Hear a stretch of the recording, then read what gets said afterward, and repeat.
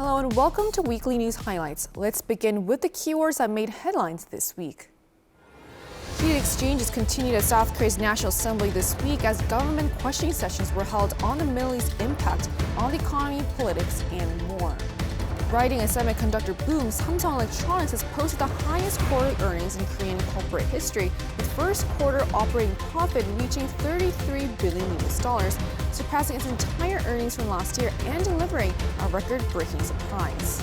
BTS kicked off its world tour, which is expected to become the largest in K-pop history on Thursday, as fans packed a rain-soaked venue in Korea to see the group perform together. Led by President Lee Jae-myung on Monday, the government renewed calls for practical measures to strengthen South Korea's energy security and build a more resilient economy. Our top office correspondent Song Jin has more. With the economic fallout from the Middle East conflict now a matter of how long rather than hypothetical, President Lee Jae-myung says South Korea must move quickly to overhaul its vulnerable economic structure. 취약계층의 어려움을 세심하게 살피는 노력과 함께 대외 변수와 지정학적 리스크에 취약한 우리 경제 구조를 근본부터 새롭게 개편하는 경제산업 대전환에도 속도를 내야 되겠습니다. Presiding over a cabinet/emergency economic meeting at the Blue House on Monday, Lee urged his cabinet to, number one, diversify energy supply routes, and number two, reduce the country's heavy dependence on fossil fuels. The immediate concern is crude oil. Around two-thirds of South Korea's crude oil imports pass through the Strait of Hormuz, which Iran has closed to most commercial shipping. An alternative being considered is Saudi Arabia's port of Yanbu on the Red Sea coast, which has a maximum export capacity of about 5 million barrels of crude oil per day. 지금 우회 수입할 수 있는 루트가 그렇게 많지도 않고 위험성이 조금 있다고 원천 봉쇄하거나 하면 대한민국 전체 원유 공급 문제에 심각한 영향을 미쳐서 국가나 국민들에게 너무 위협이 크니까 그 균형을 잘 맞춰야 됩니다. The government says it will resume Red Sea transits by oil tankers that meet, quote, certain conditions, with the foreign minister saying the likelihood of the route being completely blocked or directly targeted remains low.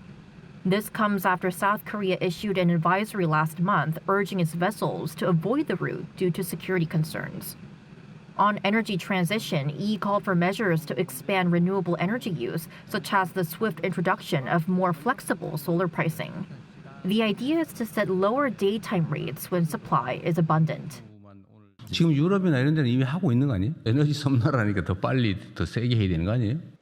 While much of the discussion focused on long-term reform, Lee also stressed the need for swift execution of the government's supplementary budget once it passes parliament. The more than $17 billion package is aimed at cushioning the economy from the energy and inflation shock caused by the war. The National Assembly is set to begin reviewing the government's extra budget bill on Tuesday, with the aim of passing it at a plenary session later this week. Song Jin, Arirang News. President Lee Jae-myung met with leaders of the country's two main political parties, calling for unity amid mounting challenges. Our Blue House correspondent Yoon Jung-min reports. The three-way meeting began with handshakes. President Lee Jae-myung, wearing a tie representing unity, called for across-the-aisle cooperation as he hosted the leaders of the nation's two main political parties over lunch, stressing the importance of communication.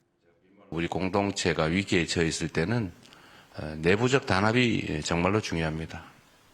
우리가 통상적으로 얘기하는 것처럼 통합이라고 하는 것이 정말 이럴 때 빛을 발하지 않을까 싶습니다. Higher living costs topped Tuesday's meeting as the country navigates the fallout from the war in the Middle East. Lee said he expects dialogue and coordination across the aisle for the war response supplementary budget worth 26 trillion won or $17 billion, which includes cash assistance for the bottom 70% of the income bracket. 이제 이런 거는 뭐 현찰 나눠주기라고 하는 것은 좀 과한 표현이라는 생각이 들어요. 지금 유류대 인상 또 그로 인해 파생되는 물가 상승이 워낙 크기 때문에 그로 인한 고통을 조금이라도 우리가 보전해 드려야 된다는 생각을 가지고 있습니다. as the president reiterated that the government's extra budget was organized with surplus tax revenues, the ruling Democratic Party leader Chung Cheong-ne asked for support for its swift approval. We should not miss this critical point for people's livelihoods. If it gets delayed, the damage will be greater. I have repeatedly promised to pass the extra budget as quickly as possible. I ask for cooperation from the opposition. But the main opposition People Power Party leader Chang Dong-hyuk disagreed with certain spending plans. Our party plans to cut unnecessary and inadequate spending. Instead, we have proposed 7 items that are seen as essential for people to survive. I hope these are reflected in the budget. I believe that will be the start of cooperation. Chang was also critical of the government's policies in a host of areas, ranging from the economy, real estate to foreign policy, and asked that the president change his course of state affairs. 다소 불편한 말씀을 길게 드렸지만 들어주셔서 감사합니다. 전혀 안 불편합니다. The meeting took place at a time when politicians are standing apart on certain issues, such as a special probe into what the DP calls politically motivated indictments under the previous conservative administration. The three-way meeting was the first of its kind in about 7 months, as a scheduled lunch meeting in February was abruptly canceled as the PPP leader protested the DP-led judicial reform laws. Yoon Jung-min, Arirang News.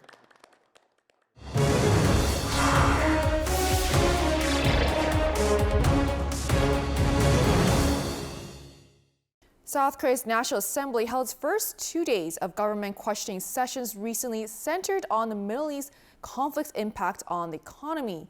Heated debates between the main and opposition parties were also seen as lawmakers questioned government officials on key issues. And for more on this, we have our political correspondent An Sung-jin with us in the studio. Welcome, Sung-jin. Thanks for having me, Soo-jin. Sung-jin, to dive right into it, what were some of the key points that were discussed on the first day? Right, so the first day, which focused on the government's diplomatic role and multilateral efforts amid the Middle East conflict, emphasized the government's efforts in maintaining crude oil supply. The ruling Democratic Party looked to highlight the Lee Jae-myung administration's pragmatic diplomacy and efforts for economic stability. In situations of conflict like this one, it is necessary to institutionalize prior consultations or joint impact assessments when relocating U.S. forces Korea for the Korea-U.S. alliance. Both countries must continue to communicate closely to sustain a strong and healthy Korea-U.S. alliance. On the other hand, the main opposition People Power Party criticized the government's handling of the Middle East situation, while opposing the extra budget proposal as excessive spending. One lawmaker questioned South Korea's stance on the Middle East. Shouldn't our country also formally state its position of rejecting a war of aggression in relation to the Iran conflict? Whether the conflict constitutes a violation of international law or a war of aggression is still undetermined. We are taking our position carefully. Right, so it sounds like the first day really focused on South Korea's diplomatic efforts. And what was discussed on the second day? Right, so the second day, which just took place this Monday, really zoomed into the country's energy stability. The ruling Democratic Party continued to stress its efforts on examining broader measures tied to energy security and the economy by expanding shipping routes, including passage to the Red Sea, and diversifying supply sources and regions. It added that the situation has accelerated a transition toward renewable energy to reduce structural reliance on fossil fuels. Could instability in naphtha supply lead to a situation in which our industries are forced to halt operations? We are carefully monitoring to ensure that these industries are not affected. Meanwhile, the main opposition People Power Party argued that key components of the budget proposal, such as subsidies to offset high energy prices and funding for renewable energy projects, are mere cash handouts for electoral purposes. There are growing concerns that with liquidity already on the rise, pushing through an additional supplementary budget could further expand money supply and put pressure on the exchange rate. Liquidity is one of several factors affecting the exchange rate and should not be overlooked, but we will conduct further analysis for its correlation. So we still have one more day of the government questioning session. So what is expected to come out of this session? Right, so on Monday next week, the third and last government questioning session is to take place, which will focus on social issues and education. All right, we'll continue to keep tabs on these developments. Thank you, Sungjin. My pleasure as always.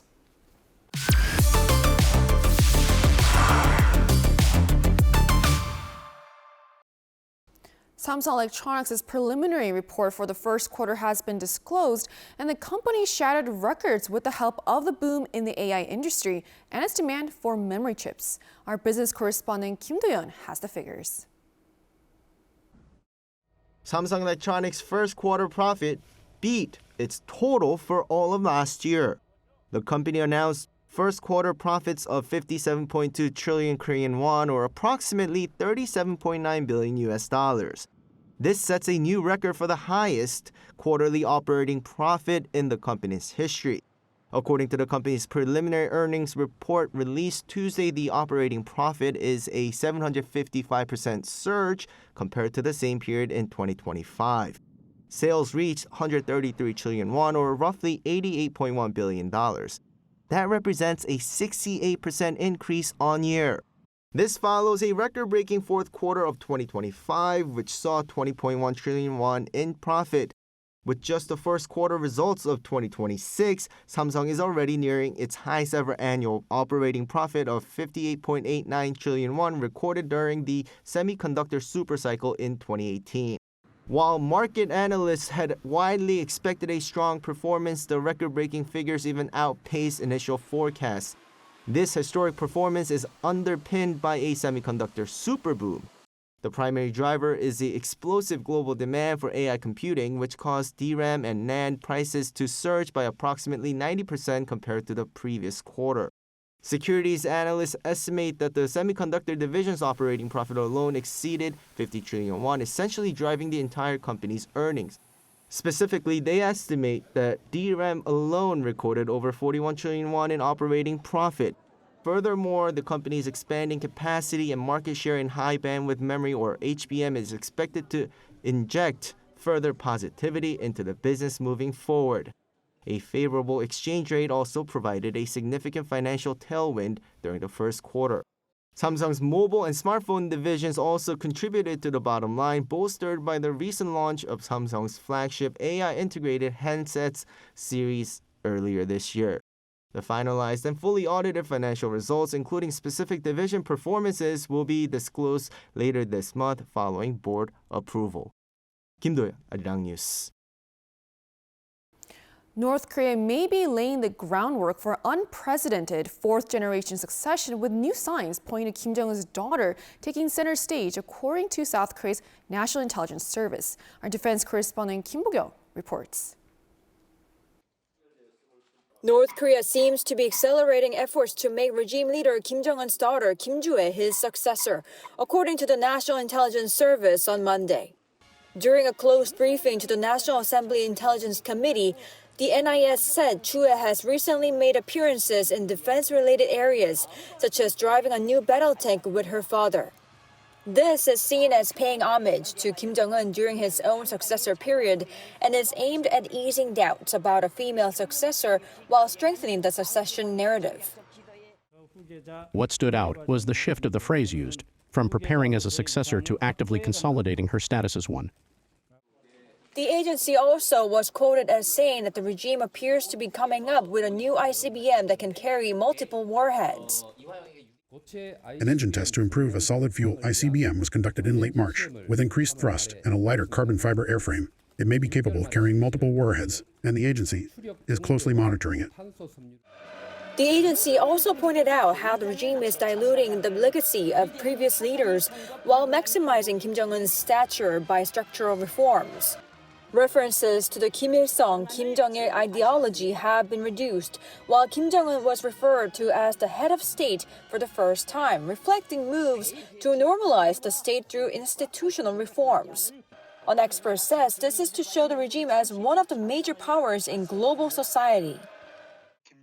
Based on the confidence of having nuclear weapons, Kim Jong-un is asserting that North Korea is not part of a U.S.-led unipolar order, but rather a member of a multipolar system, standing among the ranks of major powers. Meanwhile, on the war in the Middle East, the agency expected the conflict to enter a lull around the end of April. Kim Bo-kyung, Arirang News. And North Korea fired multiple ballistic missiles into the East Sea following a failed launch, while also rejecting Seoul's optimistic interpretation of Kim Yo-jong's recent remarks. North Korea launched yet another unidentified missile on Wednesday afternoon after having fired several in the morning. According to the Joint Chiefs of Staff, the South Korean military detected one unidentified ballistic missile at around 2:20 p.m. fired from the Wonsan area toward the East Sea, flying over 700 kilometers. This comes after the regime fired several ballistic missiles toward the East Sea earlier in the morning. The missiles, assumed to be KN-23, the so-called North Korean version of the Iskander, were launched in the morning from the Wonsan area at around 8:50 a.m. and flew approximately 240 kilometers. The launches on Wednesday came just a day after North Korea fired an unidentified projectile from the Pyongyang area on Tuesday, which reportedly showed signs of problems shortly after launch. The launches on Wednesday came after North Korea rejected the South's optimistic reading of remarks made by Kim Yo-jong on Tuesday night. North Korea's first Vice Foreign Minister Jang Geum-cheol dismissed South Korea's interpretation as wishful thinking, saying the message instead calls on Seoul to acknowledge wrongdoing and avoid further engagement. He also stressed that North Korea still considers the South its most hostile state. Kim Yo-jong had described President Lee as having a frank attitude after he expressed regret over drone incursions into the north at Monday's cabinet meeting. She said that North Korea's head of state assessed President Lee as having a frank and broad-minded attitude, while still warning that Seoul should stop what she called reckless provocations against the regime and refrain from any attempt at contact. An expert said such moves were to assert dominance when it comes to peninsula issues. North Korea appears to acknowledge President Lee Jae-myung's regrets superficially, while secretly advancing its missile capabilities. Coupled with the hostile tone in recent statements by Kim Yo-jong and Jang Geum-cheol, this reflects an attempt to assert dominance through action rather than words. As Pyongyang aims to leverage the Middle East conflict to further solidify its position as a nuclear-armed state, the expert added that the regime would continue with new ballistic missile launches. Meanwhile, in response to the regime's missile launches, Seoul's National Security Office held an emergency meeting in the morning, urging North Korea to halt the missile launches immediately, as they were provocative acts that violated UN Security Council resolutions. Kim Bo-kyung, Arirang News. As global conflicts raise questions about the future of U.S. security commitments and alliances, an annual conference in Seoul is exploring the path forward. Our Oh Soo-young has this report. America's relationship with its Indo-Pacific allies should be strengthened collectively by building capabilities together, with US nuclear deterrence reinforced in the face of ever-present challenges. That's according to officials and experts, including former Japanese Prime Minister Shigeru Shiba, speaking at the annual ASEAN plenum in Seoul. The key theme here is alliance modernization. Since the end of World War II, Washington has been the backbone of global security. But with US interests and priorities shifting, allies are under growing pressure to adapt. Ishiba called for a collective Indo-Pacific approach, strengthening the credibility of America's nuclear deterrence, amid concerns that the second Trump administration is aiming to reduce America's role while shifting burdens and responsibilities to its allies. If we are to reinforce that credibility of nuclear deterrence, we should urgently establish a standing framework, not only bilaterally, but trilaterally among Japan, the US, and the Republic of Korea as well. He also said Seoul and Tokyo can take the lead in multilateral regional efforts, including the formation of an Asian version of the North Atlantic Treaty Organization between US treaty allies. ASEAN Chairman Chung Mong-jun also called for an Asian NATO, along with the redeployment of several dozen US tactical nuclear weapons to deter against North Korea's growing nuclear capabilities and evolving global threats. The United States must carry the indispensable role of anchoring the global alliance system against the axis of revisionist powers. New threats are also emerging in cyber, space, supply chains, and emerging technologies. These developments require alliances to rethink obligations and expectations. Former US Assistant Secretary of Defense for Indo-Pacific Security Randall Shriver noted naval shipbuilding cooperation with Korea as one key example. If we were to rely only on our own capacity for production, we just couldn't keep pace. We likely won't match China in numbers, but through cooperation with partners and allies, the hope is we can field a very credible naval force for the purposes of deterrence and upholding the free and open order in the Indo-Pacific. The plenum saw some 50 global policy officials and experts exploring alliance modernization across military, economic, and technological dimensions. Oh Soo-young, Arirang News. On the culture front, BTS kicked off its world tour on Thursday, expected to become the largest K-pop concert tour in history. Undeterred by heavy rain, fans packed the venue in Goyang, eager to see the group perform as a full team. Our Cho Young-eun was on site to bring us the scene. Rain poured quite heavily throughout the day, but fans continued to gather outside Goyang Stadium. Ahead of the opening show of the BTS World Tour Arirang, the atmosphere was electric. Many fans took part in various on-site events and activities from the morning, while waiting for the show to begin. Despite the weather, some have been waiting for hours, helping to build anticipation by waving light sticks, taking pictures, and singing along to their favorite BTS songs. We have waited too long for this. She waited almost 10 years, I waited 9 years, so it's been a long wait, and we're finally seeing. I'm currently waiting for Swim, and we got the album and everything at home, and hopefully I get to see JK up close, I wasn't able to see him back in Seoul, I was in front of a screen.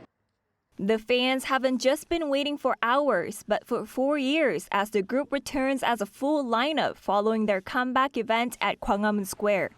More than 120,000 fans are expected over the 3-day run in Goyang, following concerts on Saturday and Sunday this week. Goyang also holds significance as the hometown of leader RM. Earlier in the day, the city lit up the concert venue and nearby parks in BTS's signature purple. The concert features a 360-degree open stage, marking one of the largest productions in K-pop.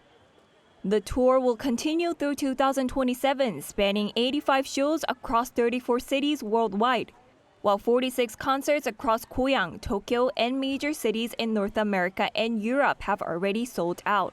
About 2.4 million tickets have been sold for 41 shows in North America and Europe alone. Additional dates in Latin America for October have been announced on Wednesday, expanding the scale of the global tour. With their recent success on the Billboard charts, BTS are expected to draw even greater global attention with this tour. Cho Young-eun, Arirang News, Goyang. That brings us to the end of Weekly News Highlights. Thank you for watching and enjoy the rest of your weekend.